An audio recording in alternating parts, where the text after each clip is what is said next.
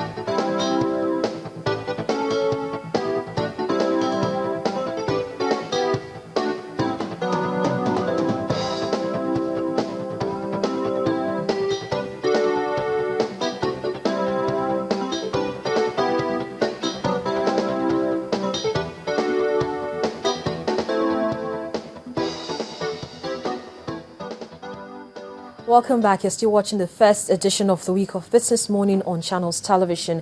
Well, today on the program, we're going to be focusing on e-commerce in Nigeria, and I'll be joined by the CEO of Solomon Hunt Limited, Tobina Okoli. Thank you so much, Tobina, for joining us this morning. Thank you for having me. Well, it's a phenomenon that I know that's been around for a while, but could you just tell us what the electronic commerce is, or what everybody knows as e-commerce? Okay, let's start from first principles. What is commerce? Commerce essentially is the buying and selling of goods. So if you add E to it, which is electronic, it means buying and selling of goods over electronic platforms. when e-commerce started, it started over telephones. People would watch TV or read a magazine. They see a good they want to buy. They call the retailer or the supplier and get it themselves. But now in the 21st century, the internet is the prevalent platform. So the telephone orders have taken the back seat, and e-commerce now is done over the internet. So in summary, e-commerce is the buying and selling of goods over the internet. Okay, so now what do you think about the growth of e-commerce here in Nigeria? Well, you see, growth is a tricky thing. If you're talking of the number of e-commerce practitioners, the growth has been astronomical. Talking to you now, e-commerce retailers, there are several branches of e-commerce, but for the popular ones that we know e-commerce retailing is what most people call e-commerce. So for that, you have over, if I'm not mistaken, over 120, 150. But what I think I should have asked you first of all, when did we actually begin to accept it here in Nigeria? That's e-commerce. That's not the using of telephone now to conduct transactions. But when did we actually begin to accept it here in Nigeria? Okay, well, let me describe e-commerce a little so you have an idea of how long it's been in Nigeria for. A major hallmark of e-commerce are the two A's. You can order anywhere and at any time. So regardless of the time of the day, you can order at night, over the weekends, you can do e-commerce transactions. Now from anywhere in the world, you can call in from America, from Asia, and do business in Nigeria. So the question now is, how long have people been using telephones to make calls and order for goods? It's almost as long as the telephones and as long as the internet has been in Nigeria. But when you talk about and another thing I need to explain is, when you talk about pure play e-commerce and brick and mortar e-commerce, I'll explain. In e-commerce, you have two types of companies. You have companies that are doing regular commerce. You have companies that maybe have shops, electronics sellers, or companies that sell goods in general. Now, when they get websites online and you can order their goods online, that is e-commerce. So for those guys, they've been around for as long as commerce has been done in Nigeria. So when did they start to gain ground here in Nigeria? But now, the people I'm sure you're talking about are the pure play e-commerce players. These are guys that don't have shops. The companies were set up on the internet. And if you talk about when those companies started getting traction, I would say in the mid-2000s. Okay. That's when these companies came on board.